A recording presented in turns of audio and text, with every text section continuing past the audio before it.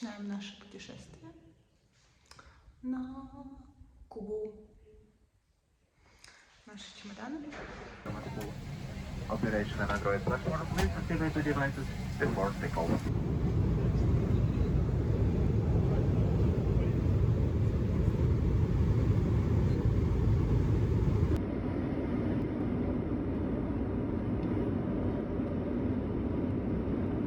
Девчонки, ну привет!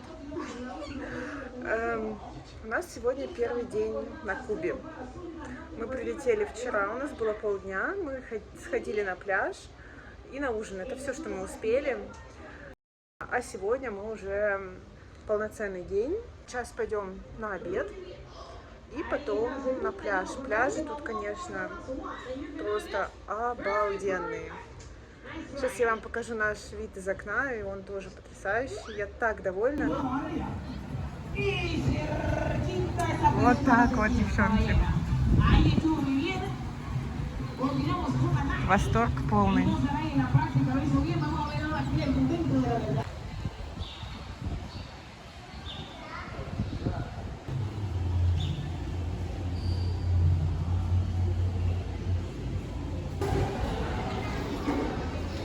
Ну что, пойдем переодеваться? Все, мы пообедали. Мои уже ушли на бассейн, а я вот собралась тоже сама.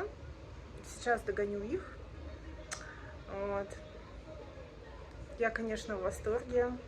В восторге от атмосферы кубинской, в восторге от пляжей. Тут на самом деле не очень классные отели сами по себе, даже за неплохие деньги. Вот. Но это все компенсируется. Тут не очень с едой. Я думаю, те, кто для себя поднимал вопрос поездки на Кубу, читал отзывы, знают, что тут как бы с питанием все очень сложно. Но это все компенсируется кубинцами, пляжами, атмосферой, как я уже сказала. Плюс тут один из моих самых приятных мне для звучания языков — испанский, а я полжизни учила французский, соответственно, я понимаю испанцев через слово. Это прикольно, мне всегда нравится в какой-то стране, когда приезжаешь, понимать жителей. Короче, классно, мне очень нравится. И вот сейчас мы пойдем, дети будут в бассейне, мы будем рядом с ними пить пина-коладу, скорее всего. А потом мы пойдем уже на океан, и там уже будем купаться мы, а они пусть тогда на берегу, на песочке там что-нибудь делают. Все, я побежала. Я в восторге.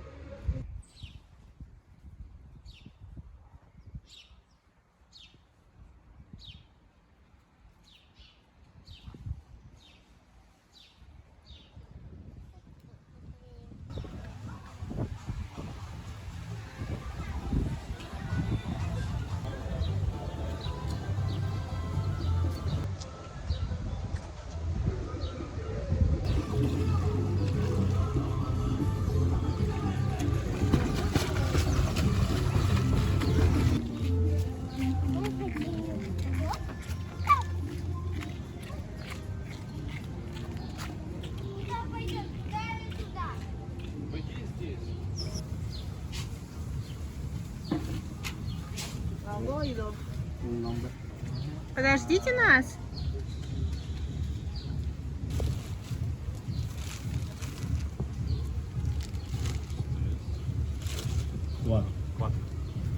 Muchas gracias.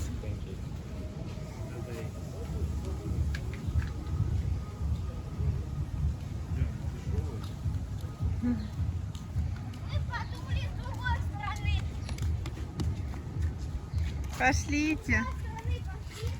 Нет, пошли здесь уже.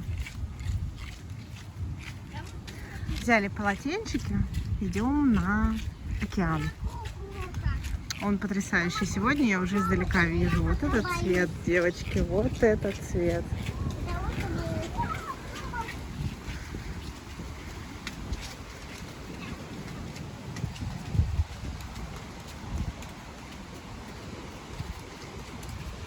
Сегодня волны. Ночью, видимо, было что-то типа типа шторма, ветрено. И сегодня, конечно, волны, поэтому купаться будем только мы. Ну вы только посмотрите. Обалдеть.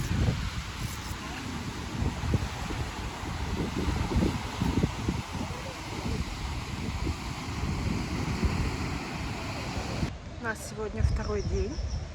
Я, естественно, вчера сгорела. А сегодня, кстати, несмотря на солнышко, сегодня очень ветрено. Прям это видно по пальмам. И мы сейчас хотим дойти до океана, посмотреть на волны. Сейчас кофе возьмем и пойдем. Так, мои пошли на детскую площадку. Я пойду посмотрю на дерево. Тут цветет какое-то очень красивое дерево. Хочу посмотреть. Ну, тут, в принципе, все цветет. Но некоторые растения, как в Турции. Потом вам покажу. А здесь вот какое-то такое очень красивое дерево. И у него уже лепестки опадают. Очень красиво они падают.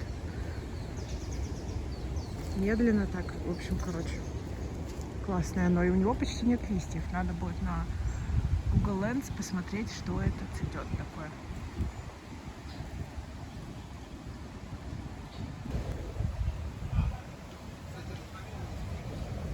Ну,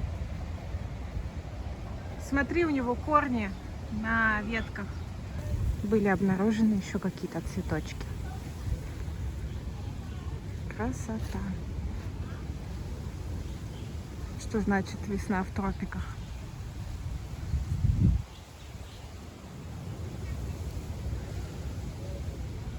Еще тут есть какое-то дерево, которое уже все облетело, и у него вот такие вот плоды остались. Короче, я сегодня, похоже, буду развлекаться, изучать тут флору. Это вот его плоды такие? Ну, Интересно. но оно непонятно, расколотое пополам. Пойдем, выйдем к океану. Сегодня очень ветрено. Хочу на волны посмотреть. Должно быть классно.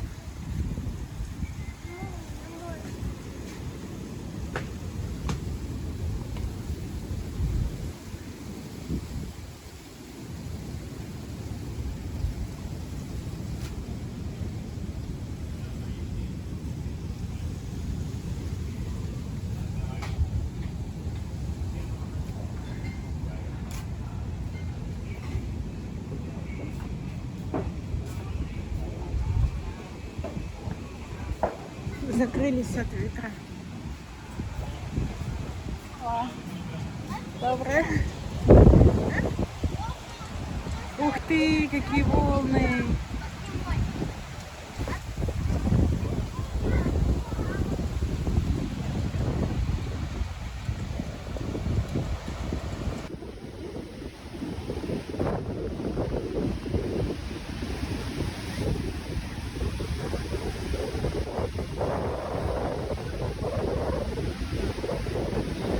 Девчонки, привет!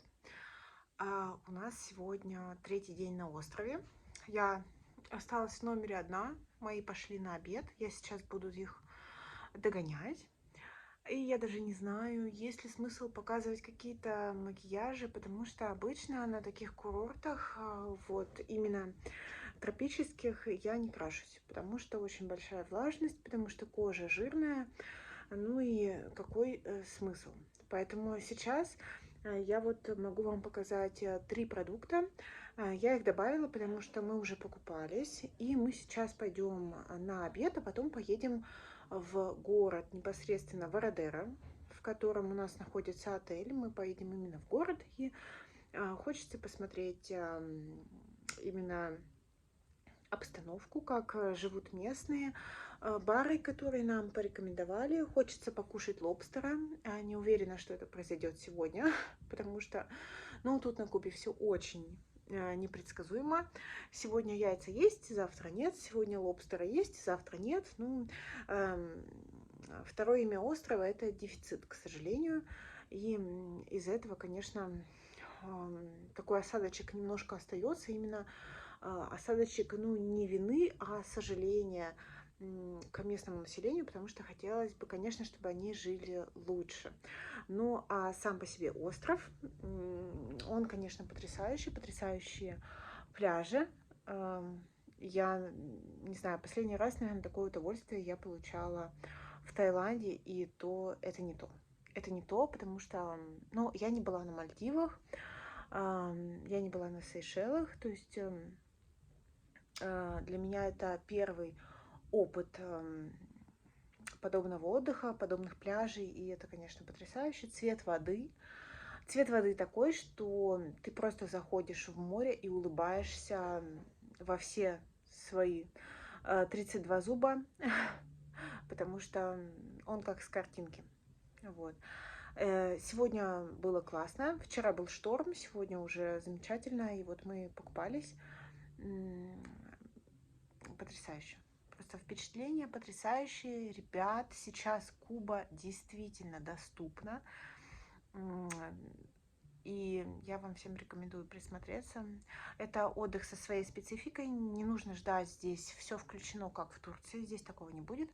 Нужно внимательно смотреть отзывы, особенно по питанию, потому что главные претензии у людей, которые приезжают, это питание.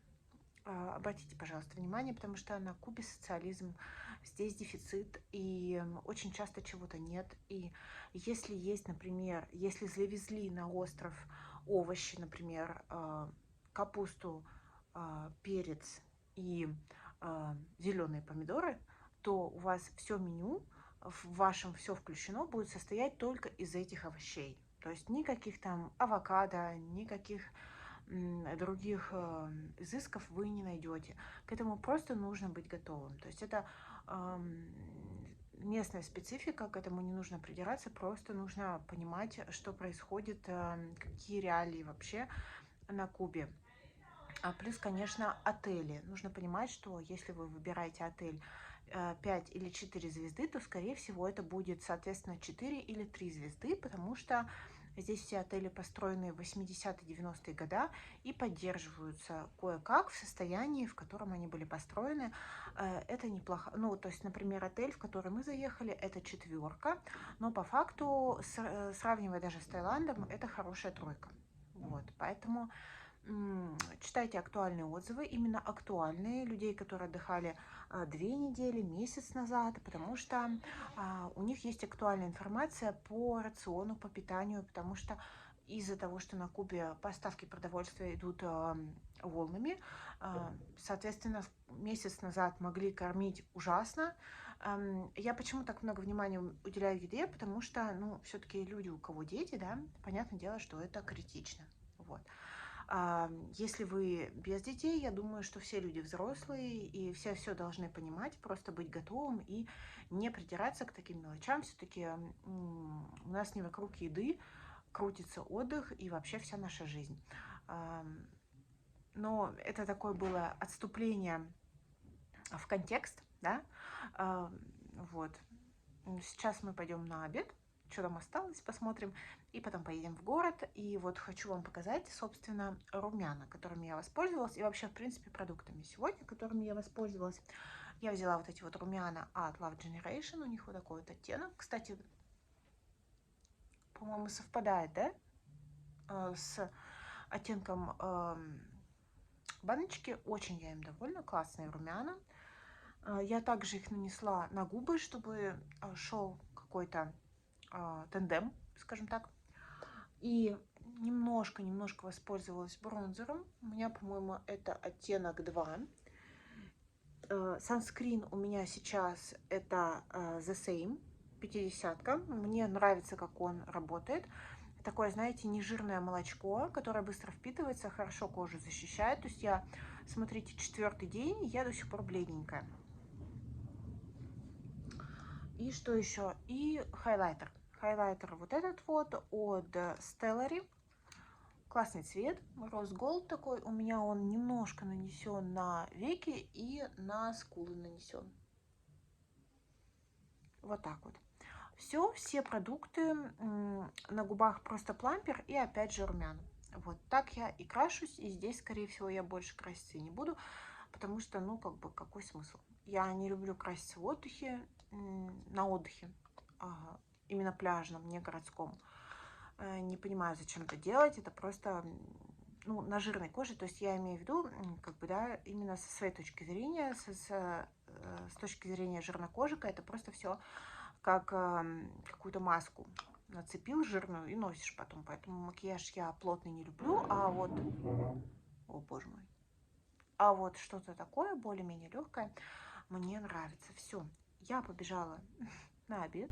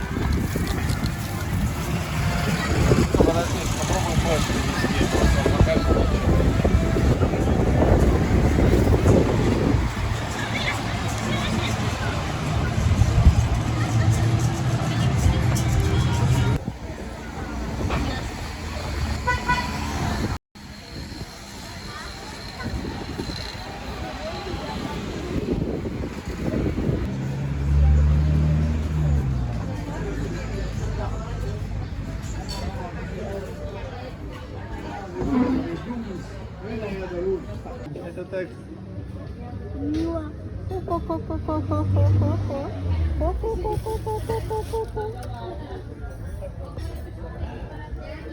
И она легко вышла. Что будут дети есть? Так в том-то и дело, что им здесь нечего покушать опять.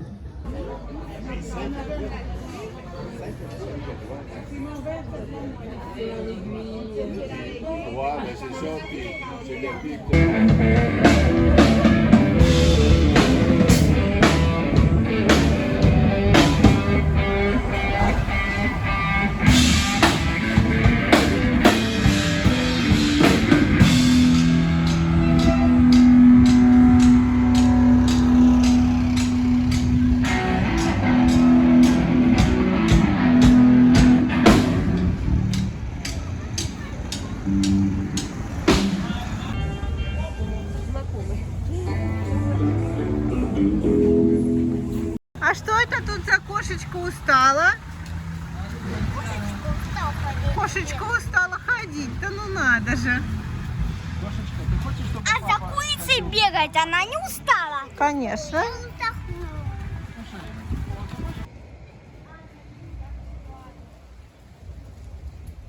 Хочу розовый. Нет. Что, Даш, хочешь на розовом? А тут никого нет.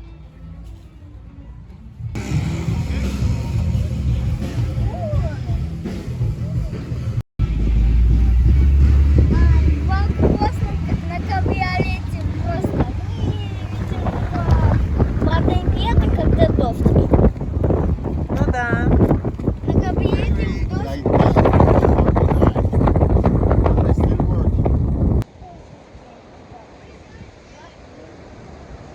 Привет. Мы сегодня уже погуляли по пляжу, и сейчас 9 утра, а мы поедем в Гавану. Так классно. Я надеюсь, что у меня получится передать атмосферу столицы Кубы. И получится еще попасть в домик Хемингуэя. Я, правда, не уверена, потому что, ну, все что угодно может быть. Вот, но я очень надеюсь увидеть музей Хемингуэя. И что у нас получится посмотреть город, потому что мы не брали тур, мы не стали брать тур. Нам на 4, на секундочку, наш отельный гид насчитал тур однодневный в Гавану около $500. Ну, извините, по-моему, это too much. Вот, поэтому мы поедем самостоятельно. Я думаю, макияж показывать смысла нет, потому что это курорт, но я вот воспользовалась сегодня румянами от Lily Barrett, корейскими. Очень их люблю. Я, конечно, сейчас вся блещу, потому что солнцезащитное средство на мне, но, тем не менее, очень они мне нравятся. И воспользовалась вот этим вот Max Queer бальзамом. Он у меня в очень красивом таком оттенке, который сочетается с румянами. Вот. Ну, собственно, все. Я побежала и покажу вам Гавану немножко.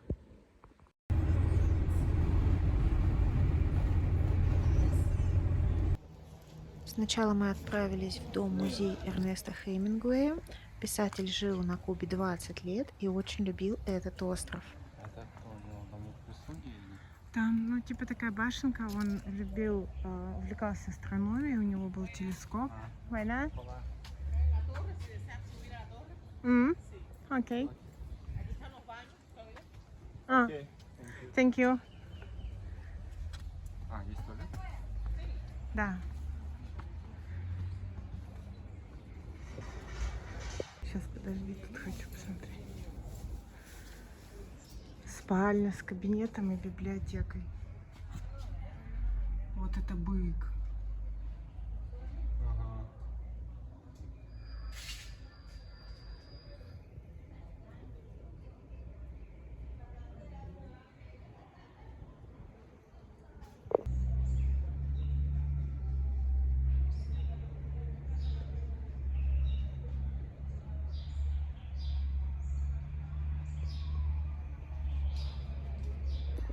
Еще классно, что дом весь продувается, да? Да, он прям полностью проветривается.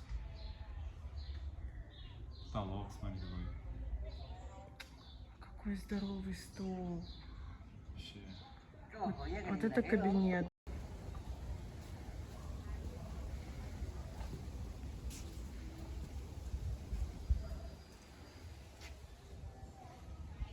Пахнет дачей. Так и есть. По сути, что-то как загородный дом, да? Угу. Книг столько. У него даже кондер. Что-то тут говорят около 20 тысяч книг, да. Цветочки.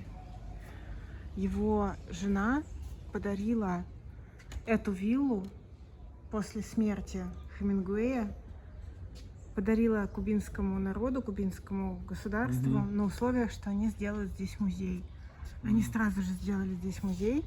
И видишь, получается, что внутрь не пускают, чтобы это все не рушилось. Ну, конечно.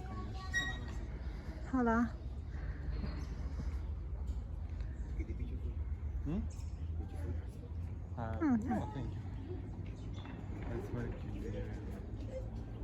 Ну да, ничего, такой у него был вид, да?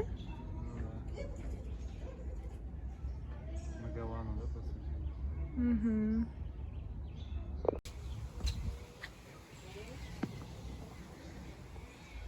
Тут написано, что еще есть какой-то ринг для петушиных боев, теннисный корт и кладбище собачек его любимых. Пойдем туда прогуляемся. Ой, там смотри, его лодка. Вот его собачки любимые, прямо здесь захоронены. Блэк, Негрита, Линда и Нерон.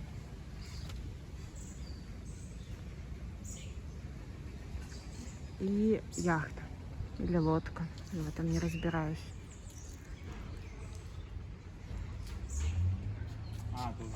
Тут нельзя заходить, да. Пилар. Пилар? Это жену его звали так. Не помню, какую по счету. У него их 3 или 4 было.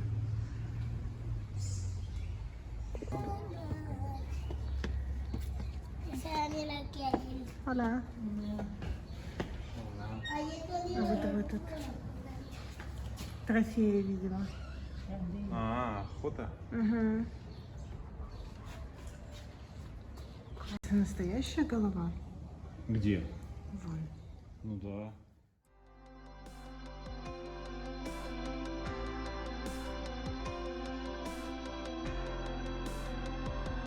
Мы также увидели кабинет обсерваторию Хемингуэя и оригинальную печатную машинку писателя, и его телескоп, и книги.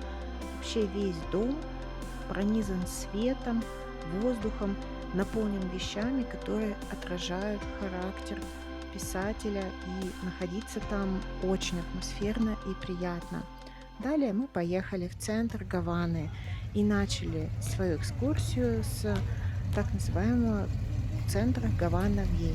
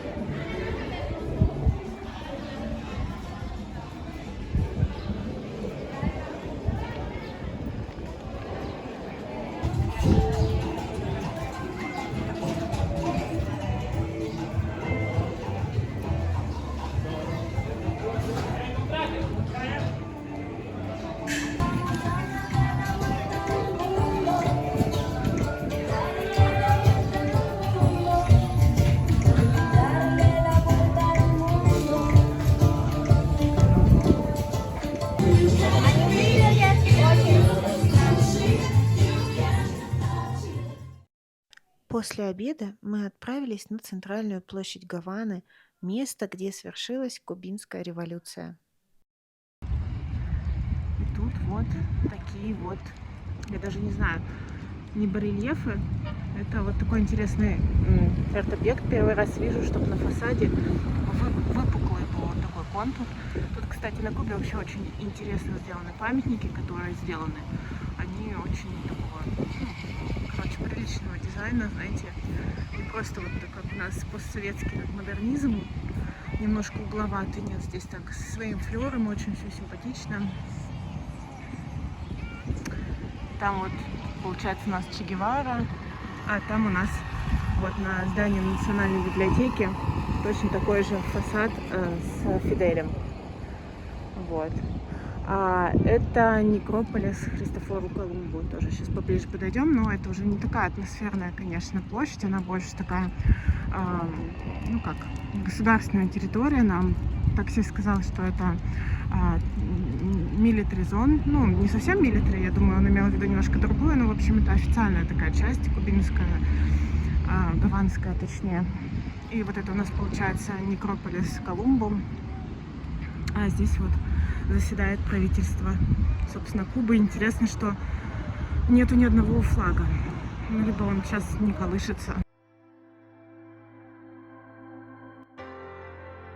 У нас получилось побывать в парке Джона Леннона.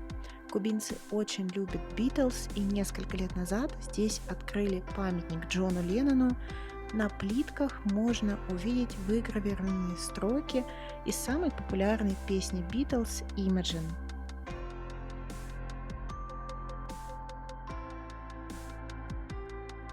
Последняя достопримечательность, которую мы осилили в Гаване, это Гаванский Капитолий. Он выстроен по образцу Вашингтонского, к сожалению, закрыт на реставрацию.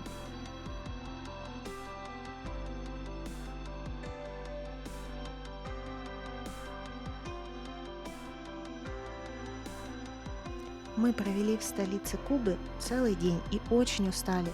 Тем не менее, я безумно рада, что удалось увидеть такие исторические места, о которых я даже не мечтала в своем воображении и не думала, что когда-нибудь увижу. Куба потрясающая. Спасибо, что посмотрели ее вместе со мной. Отличного вам дня. Всем пока!